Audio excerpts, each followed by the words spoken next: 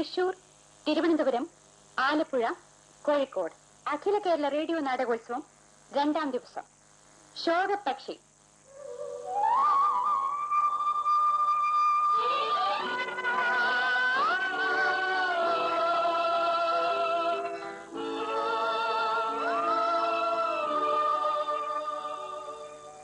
Shri C.L. Jose എഴുതിയ നാടകം.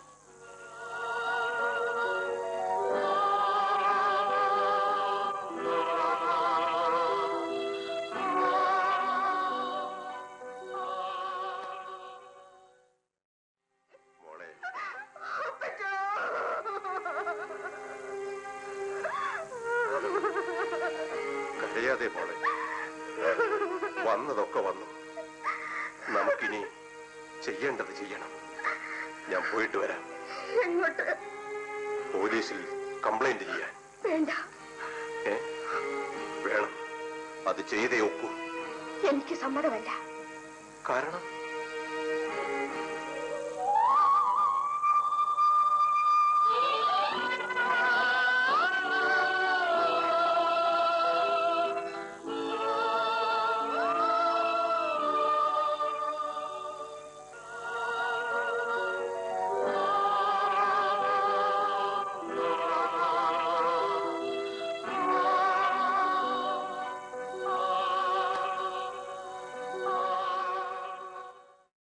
കേരള നാടക സാഹിത്യത്തിനും നാടകവേദിക്കും കേരള സമൂഹത്തിനും സഭയ്ക്കും സ്തുത്യർഹമായ മൂല്യവത്തായ സംഭാവനകൾ നൽകിയിട്ടുള്ള ശ്രീ C.L.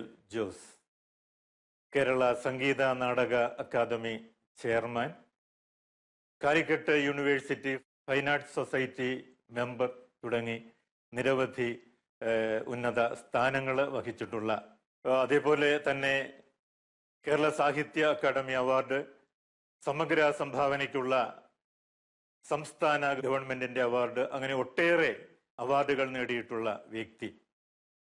ശാലോം ടിവിയുടെ സഫലമീ ജീവിതം എന്ന പ്രോഗ്രാമിലേക്ക് C.L. ജോസ് സാറിനെ പ്രേക്ഷകരുടെ പേരിലെ, ശാലോം ടിവിയുടെ പേരിലെ ഹൃദയപൂർവ്വം സ്വാഗതം ചെയ്യുന്നു. ദൈവിക ഭാവങ്ങൾ, ധാർമ്മിക മൂല്യങ്ങൾ, സുവിശേഷ മൂല്യങ്ങൾ അത് ഉയർത്തി നിർത്തുന്ന തരത്തിലുള്ള നല്ല നാടകങ്ങൾ, സാഹിത്യകൃതികൾ അത് എഴുതാൻ, അത്തരം നല്ലൊരു ധാർമ്മിക ദർശനം ആ കൃതികളുടെ ഉള്ളടക്കമായി അങ്ങനെ ചൂഴ്ന്നു നിൽക്കത്തക്ക വിധത്തിൽ അവതരിപ്പിക്കുവാൻ സാറിന് എങ്ങനെയൊരു പ്രചോദനം, പ്രേരണ ലഭിച്ചു എന്നറിഞ്ഞാൽ നന്നായിരുന്നു. എൻ്റെ വീടിൻ്റെ പശ്ചാത്തലം നോക്കിക്കഴിഞ്ഞാൽ സാമ്പത്തിക ശേഷി തീരെയില്ലാത്ത ഒരു കുടുംബം. എന്നാൽ മാതാപിതാക്കൾ ഏറ്റവും നല്ല മാതൃകാപരമായ ജീവിതം ഞങ്ങൾക്ക് മക്കൾക്ക് കാണിച്ചു തന്നിട്ടുണ്ട്. എൻ്റെ ഇടവക ദേവാലയം തൃശ്ശൂർ ലൂർദ് കത്തീഡ്രൽ ദേവാലയമാണ്. എല്ലാ വർഷവും അവിടെ ഞങ്ങൾക്ക് വാർഷികമുണ്ട്. ഞാൻ ഭക്തസംഘടനയിൽ അംഗമാണ്. 20 വയസ്സായപ്പോഴേക്കും ഞാൻ ചെറുകഥകളും വിനോദ ഭാവനകളൊക്കെ എഴുതിക്കൊണ്ടിരുന്നു. അത് ആനുകാലികങ്ങളിൽ ചിലതൊക്കെ പ്രസിദ്ധീകരിച്ചും വന്നു. അങ്ങനെ ഇരിക്കെ ഞങ്ങളുടെ ഇടവക വാർഷികത്തിന് ഒരു നാടകം വേണം എന്നുള്ള നില വന്നപ്പോൾ ഞാനും എൻ്റെ സുഹൃത്തുക്കളടക്കം 5-6 കൃതികൾ വാങ്ങി, നാടകങ്ങൾ വാങ്ങി പരിശോധിച്ചപ്പോൾ പള്ളിമുറ്റത്തെ അവതരണമായതുകൊണ്ടും നാനാജാതി മതസ്ഥരായിട്ടുള്ള ആളുകൾ ഓഡിയൻസിൽ ഉണ്ടാവുന്നതുകൊണ്ടും അവരെ തൃപ്തിപ്പെടുത്തത്തക്ക രീതിയിൽ നാടകം വേണം എന്ന് ആഗ്രഹം വന്നു. ഈ 6-7 നാടകങ്ങൾ അച്ചടിച്ച് കൃതി വായിച്ചപ്പോൾ അതൊന്നും തൃപ്തികരമായി തോന്നിയില്ല. പള്ളി അന്തരീക്ഷത്തിന് ചേരുന്ന തോന്നിയില്ല. അനാവശ്യമായ ആത്മഹത്യ, ക്ലൈമാക്സിന്റെ സമയത്ത് ഒരു കൊലപാതകം, തീരെ നിലവാരമില്ലാത്ത തമാശകൾ, ചതുഷ്കോണ പ്രേമം, മുക്കോണ പ്രേമം, ഇങ്ങനെയുള്ള പ്രേമ കളികൾ. അപ്പം ഇതൊന്നും നമ്മളെ അന്തരീക്ഷത്തിന് പറ്റില്ല എന്നെൻ്റെ സുഹൃത്തുക്കളോട് പറഞ്ഞപ്പോൾ അവർ പറഞ്ഞു, എന്നാൽ ജോസ് ഒരു നാടകം എഴുത്. അയ്യോ, ഞാൻ നാടകം കണ്ടിട്ടുള്ളോ, എഴുതിയിട്ടില്ല, എനിക്കങ്ങനെ പരിചയമില്ല. അപ്പോൾ അവർ പറഞ്ഞു, ജോസിൻ്റെ ചെറുകഥകളിൽ ഇടയ്ക്ക് നല്ല ഇഫക്റ്റീവ് ഡയലോഗ് എഴുതാൻ കഴിവുള്ള ആൾക്ക് വേണമെന്ന് വെച്ചാൽ നാടകം എഴുതാൻ കഴിയും. നമുക്ക് 2 മാസം സമയമുണ്ട്. ഇനി വേറെ നാടകം നമുക്ക് വാങ്ങാൻ പറ്റില്ല. അപ്പം ഞാനൊരു വെല്ലുവിളിയായി സ്വീകരിച്ചു. 2 മാസത്തിനിടയിൽ 1 മാസം കഴിഞ്ഞിട്ട് എനിക്ക് എഴുതാൻ പറ്റിയില്ലെങ്കിൽ അപ്പം നോക്കാം എന്ന് വിചാരിച്ച് ഞാൻ പാവപ്പെട്ട ഒരു ജ്യേഷ്ഠൻ്റെയും കുബേരനായ അനുജൻ്റെയും ഒരു സാധാരണ ആളുകളെയൊക്കെ വെച്ചുകൊണ്ടൊരു നാടകം എഴുതിയിട്ടുണ്ടാക്കി. അതാണ് 1956 എഴുതിയ ആദ്യത്തെ നാടകം മാനം തെളിഞ്ഞു. ആ നാടകം എൻ്റെ ആദ്യത്തെ നാടകമാണ്. മാതാവിൻ്റെ മടിയിൽ പള്ളി അങ്കണത്തിൽ അവതരിപ്പിക്കുന്ന നാടകം. മനസ്സിനാകെ ചഞ്ചലിപ്പുണ്ട്. വിജയിക്കുമോ പരാജയപ്പെടുമോ, ആപാലോളം ജനങ്ങളുടെ ഭാഗത്തു നിന്ന് കൂക്കുളി വരുമോ, അത് ഇഫക്റ്റീവായി കാണുമോ എന്നറിയില്ലായിരുന്നു. അടുത്ത ബെല്ലോടുകൂടി നാടകം ആരംഭിക്കുന്നു. രചന സംവിധാനം CL ജോസ്. ഏതൊരു കലാകാരന്റെയും മനസ്സിൽ മായാതെ നിൽക്കുന്ന സംഘർഷഭരിതമായ മുഹൂർത്തമാണ് അവന്റെ പ്രഥമമായ രംഗാവതരണം. കലാകാരന്റെ നിഗമനങ്ങൾ അല്പമൊന്ന് പിഴച്ചാൽ മതി, പിന്നീട് അവൻ എന്നേക്കുമായി അരങ്ങിൽ നിന്ന് പിൻവാങ്ങേണ്ടി വന്നേക്കും. ഈ നിർണായക ഘട്ടത്തിൽ ദൈവാശ്രയബോധം ഒന്ന് മാത്രമാണ് അവന് ധൈര്യം പകരുന്നത്. തൂലികയിലൂടെ അരങ്ങിന് ജീവൻ വെക്കുമ്പോൾ പ്രേക്ഷകരെ അസ്വസ്ഥരാക്കാതെയുള്ള ഒരു സമീപനം വേണമെന്നുള്ള നിർബന്ധവും കലാകാരനെ പ്രതിസന്ധിയിലാക്കുന്നു. ഈ ഒരു ഈറ്റുനോവിനെ അതിജീവിച്ച് കഥയെ ഉൾക്കൊണ്ട് കഥാപാത്രങ്ങളെല്ലാം ഒത്ത പ്രകടനം കാഴ്ചവെച്ച് കഴിയുമ്പോൾ പോലും മികച്ച ഒരു സന്ദേശം കൂടി പ്രേക്ഷകന് നൽകാൻ കഴിയണം. അതോടെ ആ കലാകാരന്റെ എക്കാലത്തെയും മികച്ചതും അവിസ്മരണീയവുമായ ഒരു രംഗപ്രവേശനമായി ലോകം കാണും.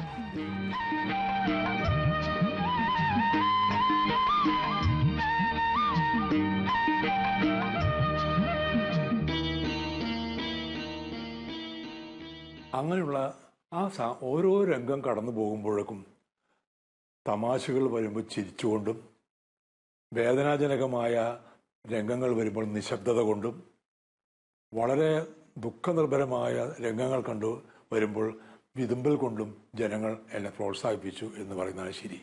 ജനം ഹൃദയപൂർവ്വം സ്വീകരിച്ചു. ആ നാടകം കഴിഞ്ഞതിന് ശേഷം അതിൻ്റെ ഓഡിയൻസിലിരുന്ന സെന്റ് തോമസ് കോളേജിലെ വൈസ് പ്രിൻസിപ്പളായിരുന്ന ഷെവലിയർ ജോസഫ് പെട്ട ഒരു കസേരയിട്ടിരുന്ന നാടകം കാണുന്നുണ്ടായിരുന്നു. ഈ ചെറുപ്പക്കാരൻ എഴുതുന്ന നാടകം എങ്ങനെയാണെന്ന് അറിയാൻ. ആ നാടകം കഴിഞ്ഞതിന് ശേഷം എന്നെ വിളിച്ചിട്ട് പറഞ്ഞു, ഇതൊക്കെ നമ്മുടെ വീടുകളിൽ നാടുകളിലൊക്കെ സംഭവിക്കുന്നതാണ്, ഈ ജോസ് അച്ചടിച്ച് പുസ്തകമാക്കണം. എന്നെ സംബന്ധിച്ചിടത്തോളം കുടുംബത്തിൽ ജീവിക്കാൻ മാർഗമില്ലാത്തൊരു കാലം. അപ്പനാണെങ്കിൽ ചെറിയൊരു തൊഴിലേ ഉള്ളൂ, അതുകൊണ്ടൊക്കെ ജീവിക്കണം. അപ്പോൾ പുസ്തകം അച്ചടിക്കാനുള്ള സാമ്പത്തിക ശേഷിയില്ല.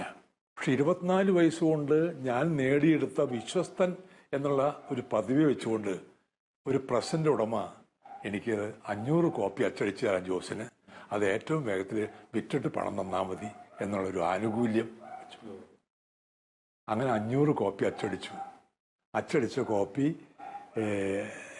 അച്ചടിച്ച് വരുന്നതിന് മുമ്പ് എനിക്ക് തോന്നി, ഏതായാലും പുസ്തകം അച്ചടിക്കാൻ പോവാണ്, എല്ലാവരും പുസ്തകം ഇറക്കുമ്പോൾ ഒരു അവതാരിക ഉണ്ടാവാറുണ്ട്, എനിക്കും ഒരു അവതാരിക ആയാൽ കൊള്ളാം എന്ന് എൻ്റെ ഒരു ചെറിയ ഒരു മോഹം. അപ്പം ഞാൻ ആലോചിച്ചു, ഇവിടെ തൃശ്ശൂർ അന്വേഷിച്ചപ്പോൾ പെട്ടെന്ന് കിട്ടാവുന്നതായിട്ട് സാഹിത്യ അക്കാദമിയുടെ മുൻ പ്രസിഡന്റായ, സൂര്യന് കീഴിലുള്ള ഏത് വിഷയത്തെക്കുറിച്ചും സംസാരിക്കാനും പ്രസംഗിക്കാനും കഴിവുള്ള നർമ്മരസികനായ പുത്തേഴത്ത് രാമമേനോൻ, അദ്ദേഹം കൊച്ചി രാജ്യത്തിൻ്റെ സർവാധികാരിക്കാരനും ഹൈക്കോടതി ജഡ്ജിയായിരുന്നു അന്ന് ആ കാലത്ത്. അദ്ദേഹം റെസ്റ്റ് ചെയ്യുന്ന സമയമാണ്. അപ്പോൾ അദ്ദേഹത്തെ ചെന്ന് കണ്ട് ഞാൻ ആദ്യം എഴുതിയ നാടകമാണ്, എനിക്കൊരു അവതാരിക എഴുതിയ കൊള്ളാം, ഒക്കെ കിട്ടിയാൽ കൊള്ളാം. അത് സസന്തോഷം അത് സ്വീകരിച്ചു. അങ്ങനെ നവാഗത പ്രതിഭയ്ക്ക് നല്ലൊരു അവതാരിക കിട്ടി. പണ്ഡിതോചിതമായ പ്രൗഢഗംഭീരമായ ഒരു അവതാരിക. ആ അവതാരികയോട് കൂടി 500 കോപ്പി അച്ചടിച്ചിറക്കി. 500 കോപ്പിയൊക്കെ അച്ചടിച്ചു. അതിൻ്റെ പുറംചട്ട കണ്ടു, മാനം തെളിഞ്ഞെന്നുള്ള എൻ്റെ പുറംചട്ട. പുറത്ത് 24 വയസ്സ്, എനിക്ക് ധാരാളം മുടിയുള്ള ഒരു ചുള്ളനായ ചെറുപ്പക്കാരൻ്റെ പടവും കണ്ടു. ഞാനത് സന്തോഷിച്ചു. അപ്പോൾ തന്നെ എനിക്ക് പേടിയായി, കാരണം ഞാൻ ഇത് കൊണ്ടു നടന്ന് വിറ്റിട്ട് വേണം ആളുടെ പൈസ അടക്കാൻ. ഞാൻ 17 വയസ്സായപ്പോഴേക്കും എനിക്കൊരു ജോലി കിട്ടി. തൃശ്ശൂർ സ്വരാജ് റൗണ്ടിലുള്ള ഒരു കുറിക്കമ്പനിയിൽ ചിട്ടി കമ്പനിയിൽ ക്ലർക്കായിട്ട് തുടങ്ങി. അപ്പോൾ എല്ലാ ദിവസവും 9:30 മണിക്ക് ഓഫീസിൽ പോകുന്ന ഞാൻ 8:30 മണിയാകുമ്പോഴേക്കും കഞ്ഞിയൊക്കെ കുടിച്ച് ഇതിന് ഓരോ ദിവസം കോപ്പി എടുത്ത് കയ്യിൽ വെച്ച് ഞാനിത് എഴുതിയ പുതിയ നാടകമാണ്, പ്രോത്സാഹിപ്പിക്കണം, ഒരു കോപ്പി എടുക്കണം എന്നുള്ള സുഹൃത്തുക്കളെ കണ്ട് സംസാരിച്ചു. അപ്പോൾ അവർ സന്തോഷപൂർവ്വം സ്വീകരിച്ചു. പക്ഷേ ആരും തന്നെ ജോസ് വീണ്ടും വീണ്ടും എഴുതണം എന്ന് പറഞ്ഞില്ല. ഈ ശല്യം ഇനിയും വന്നാലോ എന്ന് വിചാരിച്ചു. പക്ഷെ അക്ഷരാർത്ഥത്തിൽ നമ്മൾ എഴുതുകയും പ്രസിദ്ധീകരിക്കുകയും നമ്മൾ തന്നെ കൊണ്ട് നടന്നു വിൽക്കുകയും ചെയ്യുന്ന ഒരു അവസ്ഥ. അങ്ങനെ കൊണ്ടു നടന്ന് വിറ്റു. അപ്പോഴേക്കും ഞാൻ 2ാമത്തെ നാടകം എഴുതി. ഈ 1ാമത്തെ നാടകം എഴുതി കഴിഞ്ഞപ്പോൾ അതിന് അവതാരികയൊക്കെ നല്ല നിലവാരമുള്ള അവതാരികയാണ്. എല്ലാ പത്രങ്ങൾക്കും എൻ്റെ ആദ്യത്തെ കനിയാണ് ആദ്യത്തെ നാടകം എന്നുള്ള നിലയ്ക്ക് എല്ലാ പത്രങ്ങൾക്കും റിവ്യൂവിന് അയച്ചു കൊടുത്തു. ചില സാഹിത്യകാരന്മാരെ ഏൽപ്പിച്ചു അവിടെ ഒരു നല്ല വാക്ക് കേൾക്കാൻ വേണ്ടിയിട്ട്. എൻ്റെ ഭാഗ്യത്തിനോ നിർഭാഗ്യത്തിനോ ഒരു പത്രങ്ങളും അത് റിവ്യൂ ചെയ്തില്ല. തൃശ്ശൂരിലെ എക്സ്പ്രസും ഫാദർ വടക്കൻ്റെ തൊഴിലാളിയും ഒഴിച്ച് ബാക്കി ഒരു പത്രം എന്നെ കണ്ടതായി നടിച്ചില്ല. അപ്പോഴേക്കും ഞാൻ 2ാമത്തെ നാടകം എഴുതി കഴിഞ്ഞിരുന്നു. ജീവിതം ഒരു കൊടുങ്കാറ്റാണ്. 1ാമത്തെ നാടകം ഒരു ക്രിസ്ത്യൻ സബ്ജക്റ്റായിരുന്നെങ്കിൽ ഇത് ഒരു ക്രോസ് സെക്ഷൻ ഓഫ് കേരള എന്നുള്ള പേരിൽ മുസ്ലിം ക്രിസ്ത്യൻ പശ്ചാത്തലമുണ്ട്, മുസ്ലിമുണ്ട്, ഹിന്ദു ഉണ്ട്, അങ്ങനെയുള്ള ഒരു കാര്യം. ഈ അവതാരിക കഴിഞ്ഞതിന് ശേഷം പുത്തേടനെ ഇടയ്ക്കിടയ്ക്ക് കാണാൻ ചെല്ലാറുണ്ട്. ഒരിക്കൽ ഞാൻ ചെന്നപ്പോൾ എന്താ ജോസേ വിശേഷങ്ങൾ? പുത്തേടനെ കാണാൻ ചെല്ലുന്ന ജ്ഞാനവൃദ്ധനാണ്, ഇഷ്ടംപോലെ അനുഭവമുണ്ട്, പാത്രം വെച്ചിരിക്കുന്ന പോലെ കേട്ടാൽ മതി. എന്നെ ഒരിക്കൽ കാണപ്പോൾ എന്താ ജോസേ വിശേഷങ്ങളൊക്കെ, പുതിയ നാടകമുണ്ടോ? നാടകമൊക്കെ ഉണ്ട്, പക്ഷേ നാടകത്തെ രംഗത്ത് തുടരണമോ എന്നുള്ള ശങ്കയിലാണ് ഞാൻ. എന്തു പറ്റി? സാറിൻ്റെ പണ്ഡിതോചിതമായ പ്രൗഢഗംഭീരമായ അവതാരികയോടുകൂടി പുസ്തകം ഇറക്കി അതൊക്കെ എല്ലാ പത്രങ്ങൾക്കും അയച്ചു കൊടുത്തു. ഒറ്റ പത്രം പോലും എന്നെ പ്രോത്സാഹിപ്പിച്ചില്ല. ഞാൻ ടോട്ടലി നിരാശനാണ്, ഡിജക്റ്റഡാണ്. അത് വളരെ വളരെ വിഷമത്തോടു കൂടി അത് കേട്ടു.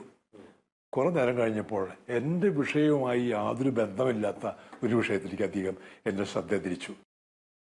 ജോസ് ഈയിടെ പത്രത്തിലൊരു വാർത്ത വായിച്ചോ? എന്താണാവോ? ബഹിരാകാശത്തിലേക്ക് റഷ്യയിലെ ശാസ്ത്രജ്ഞന്മാരെ ഒരു സ്പുട്നിക് വിട്ടിരിക്കുന്നു. അത് ഞാൻ വായിച്ചു. അതിലെ ലൈക്ക എന്ന് പറഞ്ഞ ഒരു പട്ടിയെയും കയറ്റിയാണ് വിട്ടിരിക്കുന്നത്. അത് വായിച്ചോ? അത് വായിച്ചു. അത് വായിച്ചിട്ട് ജോസിന് എന്താ തോന്നിയത്? എന്താ തോന്നാൻ? ശാസ്ത്രജ്ഞന്മാർ അവരുടെ കഴിവ് പരമാവധി ഉപയോഗിച്ചു. അതല്ല, അതിന് മറ്റൊരു വശം കൂടിയുണ്ട്. അതിൽ നിന്ന് ജോസ് ഒരു സത്യം മനസ്സിലാക്കണം. കയറ്റി വിടാൻ ആളുണ്ടെങ്കിൽ ഏത് പട്ടിക്കും ഉയരാം. അത് പട്ടിയുടെ കഴിവല്ല, കയറ്റി വിട്ടവന്റെ കഴിവാണ്. എനിക്ക് ജോസിനോട് പറയാനുള്ളത്, ജോസ് സ്പുട്നിക്കിലെ പട്ടിയാവരുത്. ജോസിന് പ്രതിഭയുണ്ടെങ്കിൽ, ജോസിന് സർഗശക്തിയുണ്ടെങ്കിൽ, ജോസിന് ഭാവനയുണ്ടെങ്കിൽ, ജോസിന് അർപ്പണബോധമുണ്ടെങ്കിൽ ജോസ് താനേ വളരും. ഇതൊന്നുമില്ലെങ്കിൽ ആര് ഉയർത്തിയാലും ജോസ് വളരില്ല.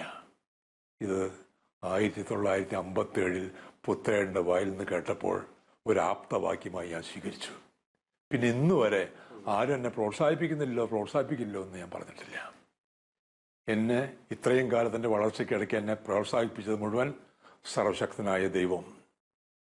എന്നെ കണ്ടുകൊണ്ടിരിക്കുന്ന, എൻ്റെ നാടകങ്ങൾ കണ്ടുപിടിക്കുന്ന ലക്ഷോപലക്ഷം പ്രേക്ഷകർ, ഇവരാണ് എന്നെ പ്രോത്സാഹിപ്പിച്ചത്. ഇതിൻ്റെ ഇടയിൽ വേറെ ആളുകളില്ല. എന്നെ സംബന്ധിച്ചിടത്തോളം ഞാൻ നേരത്തെ പറഞ്ഞതുപോലെ ചെറുകഥകൾ എഴുതി, വിനോദഭാവന എഴുതി, നാടകം എഴുതി. എന്നെ സംബന്ധിച്ച് എൻ്റെ വാസന ഒരു തരിയായിരുന്നു. ആ തരിയെ ഞാനൊരു തിരിയാക്കി, ഒരു നാളമാക്കി, ഒരു ജ്വാലയാക്കി സമൂഹത്തിന് പ്രകാശം പരത്താൻ തക്ക യോഗ്യതയോടുകൂടി ഞാൻ നിർത്തി. ആ തീജ്വാല ദൈവാരൂപിയുടെ പ്രവൃത്തിഫലമാണെന്ന് CL ജോസിന് ബോധ്യമുണ്ടായിരുന്നത് കൊണ്ടാകണം അദ്ദേഹം ഏതൊരു രചനയിൽ മുഴുകുന്നതിനു മുൻപ് കൂദാശാപൂർവം സുവിശേഷത്തിൽ ആശ്രയിക്കുന്ന ഒരു പതിവ് ചെറുപ്പം മുതൽക്കേ തുടർന്നു പോരുന്നുണ്ടായിരുന്നു. വിശുദ്ധമായി മാറ്റപ്പെടുന്ന മനസ്സിലേക്ക് പരിശുദ്ധാത്മാവ് ആഗതനാകുന്നതോടെ നാം ശക്തി പ്രാപിക്കുന്നു. അതോടെ ഇതുവരെ ആരും കടന്നു ചെല്ലാത്ത ചിന്താമണ്ഡലങ്ങളിലേക്ക് നമ്മുടെ ആന്തരിക മനുഷ്യനെ ആത്മാവ് വഴി നടത്തുന്നു. പിന്നീട് സംഭവിക്കുന്നത് മനുഷ്യ നന്മയ്ക്ക് ഉതകുന്നതും ദൈവത്തിന്റെ ഇടപെടലുകൾ മൂലമുണ്ടാകുന്ന മാനസാന്തരങ്ങളുടെയും തിരിച്ചുവരവുകളുടെയും അഭൂതപൂർവമായ ട്വിസ്റ്റുകളും ക്ലൈമാക്സുകളും നിറഞ്ഞ നല്ല കഥകളായി മാറ്റപ്പെടുന്നു. ഇത് നന്ദിപൂർവം ഇദ്ദേഹം ഇന്നും സാക്ഷ്യപ്പെടുത്തുന്നു.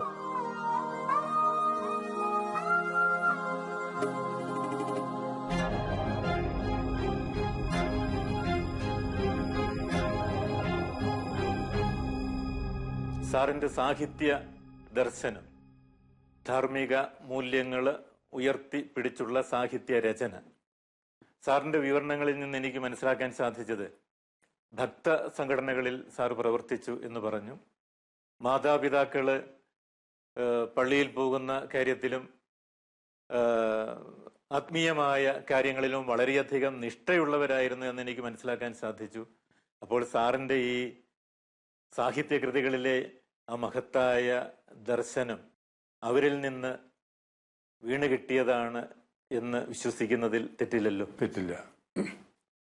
ഞാൻ നേരത്തെ പറഞ്ഞതുപോലെ എൻ്റെ ബാല്യവും കൗമാരവും ഒക്കെ വളരെ ദുഃഖത്തിൻ്റെ, ദാരിദ്ര്യത്തിൻ്റെ, സാമ്പത്തിക ഞെരുക്കത്തിൻ്റെ ഒക്കെ കാലമാണ്.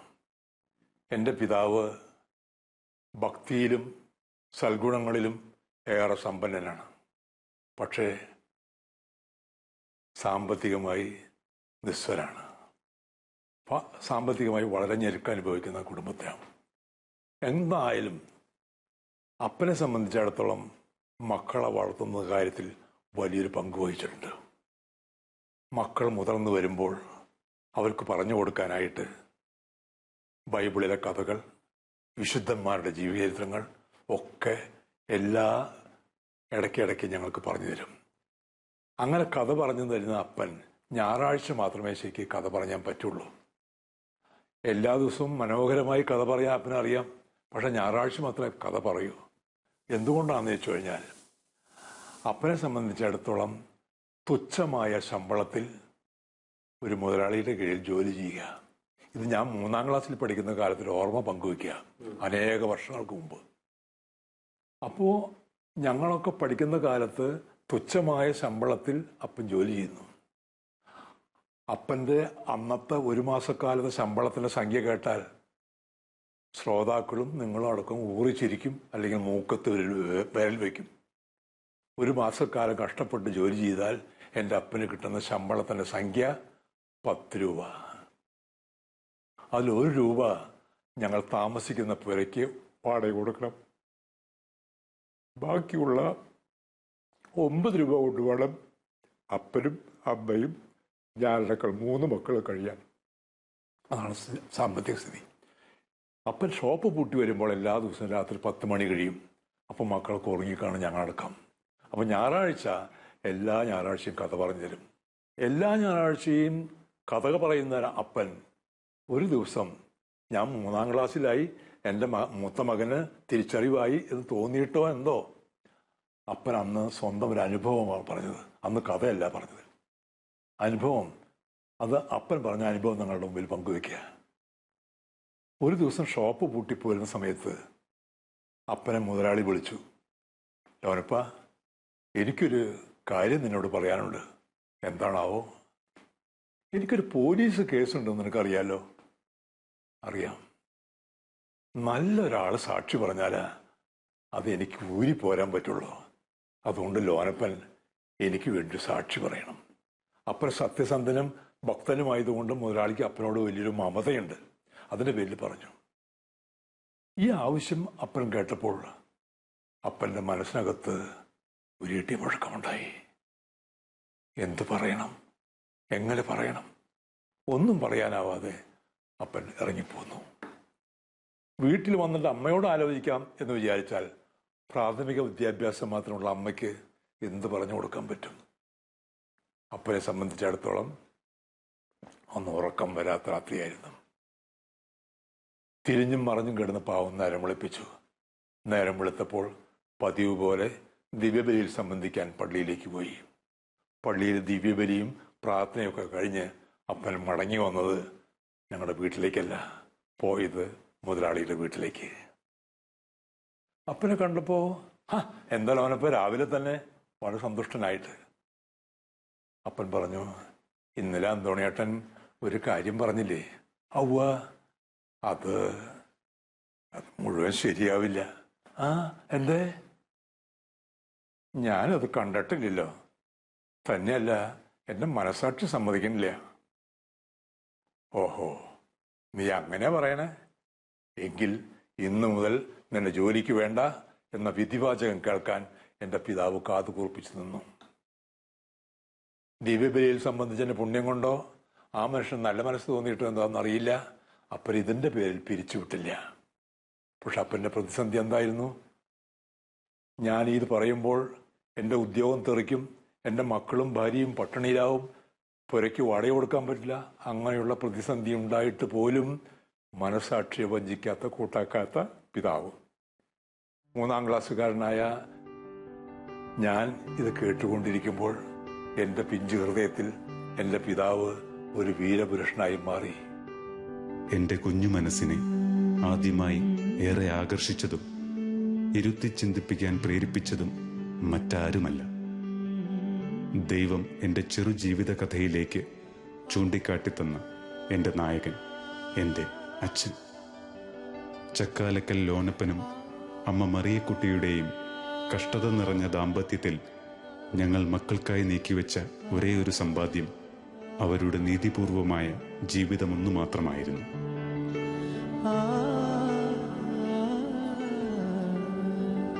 ലോകത്തിലെ ഒരു മക്കൾക്കും വീതം വെച്ച് ലഭിക്കാവുന്നതിനേക്കാളും വിലമതിക്കുന്ന സ്വത്ത്.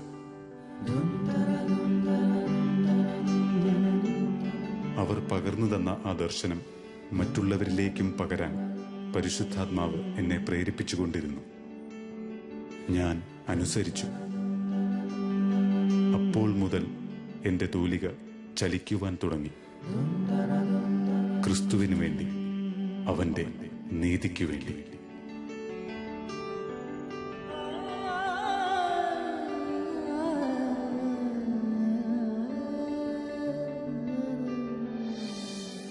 ഞാനിപ്പോൾ വാർദ്ധക്യത്തിലെത്തിയിരിക്കുന്നു.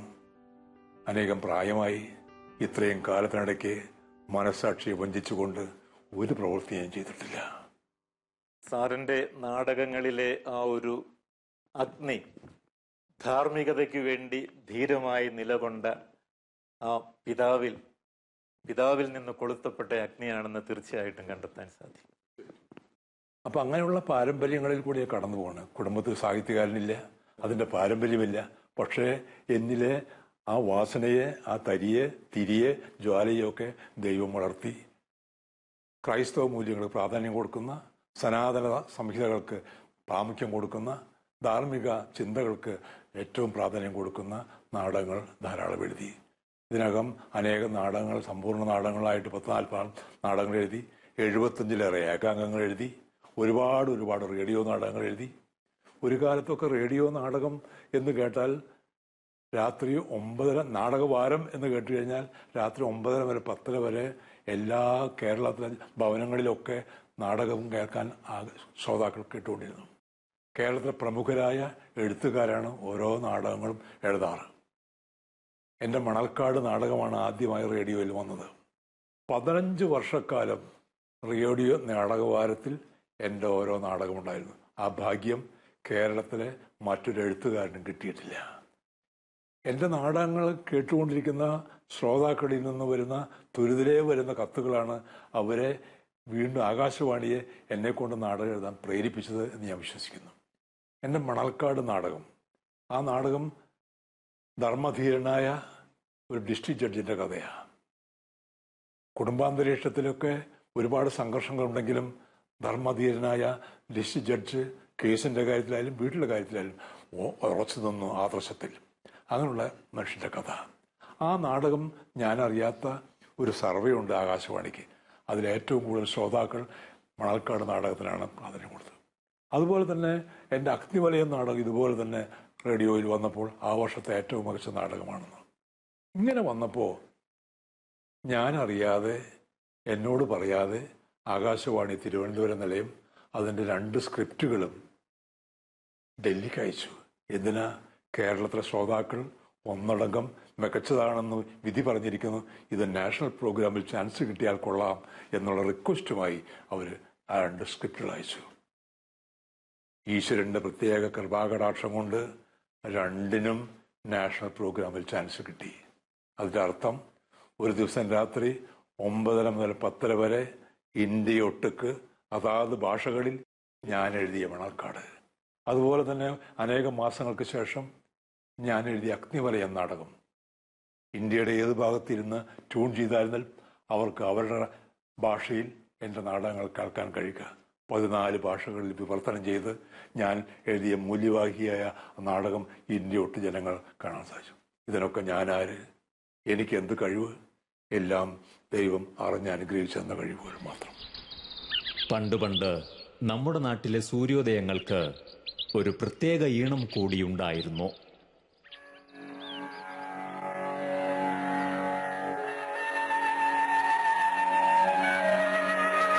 ആയിരത്തി 1960-70 കാലഘട്ടങ്ങളിലെ നമ്മുടെ റേഡിയോ.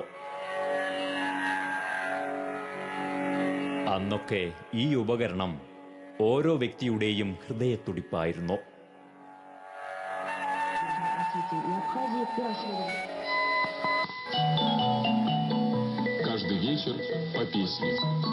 നൂറുകണക്കിന് സ്റ്റേഷനുകളിൽ നിന്നും തങ്ങളുടെ പ്രിയപ്പെട്ട പരിപാടികൾ കൃത്യസമയത്ത് ട്യൂൺ ചെയ്ത് തിരഞ്ഞുപിടിച്ച് കേട്ടുകൊണ്ടിരുന്ന ഒരു കാലം. അന്ന് അവയിൽ ഏറ്റവും കൂടുതൽ ശ്രോതാക്കളെ ആകർഷിച്ച ഒരു പരിപാടിയുണ്ടായിരുന്നു. തൃശൂർ, തിരുവനന്തപുരം, ആലപ്പുഴ, കോഴിക്കോട് അഖില കേരള റേഡിയോ നാടകോത്സവം 2ാം ദിവസം. ദൈവമേ, പോലീസ് ഇൻസ്പെക്ടറാണല്ലോ വരുന്നത്. ഇവിടേക്ക് തന്നെയാണ് CL ജോസിന്റെ ഉദ്വേഗജനകമായ തുടർ നാടകങ്ങൾ. എന്താ ഇന്ന് ഇത് കേട്ടുകൊണ്ടിരിക്കുന്ന അന്നത്തെ പ്രിയ ശ്രോതാക്കൾക്ക് ഇപ്പോൾ ആ സുവർണ നിമിഷങ്ങൾ ഓർമ്മയിൽ തെളിയുന്നുണ്ടാകും. എന്നെ അറിയുമോ? ഞാൻ പഴയ വില്യംസ്. അന്നത്തെ വികൃതിയും കുസൃതിയും തല്ലുകൊള്ളിയുമായ വിദ്യാർത്ഥി വില്യംസ്. അക്ഷരങ്ങൾ സ്വരബീജികളായി ശ്രോതാക്കളുടെ പക്കൽ വന്ന് ഓരോ കഥാപാത്രങ്ങളെയും അവരുടെ ഭാവനയിൽ രൂപമെടുക്കാൻ തക്കവണ്ണം തൂലിക ചലിപ്പിക്കുവാൻ ഇദ്ദേഹത്തിന് ദൈവം കൃപ നൽകി. എന്താണിത്? എന്റെ മുമ്പിൽ കുമ്പിടുകയോ? അതിലൂടെ അനേകരെ നന്മയിലേക്ക് ആനയിക്കാൻ സാധിച്ചു എന്നത് പിൽക്കാലത്ത് ശ്രോതാക്കൾ സാക്ഷ്യപ്പെടുത്തുന്നുണ്ട്. ശോകപക്ഷി ശ്രീ CL ജോസ് എഴുതിയ നാടകം സമാപിക്കുന്നു.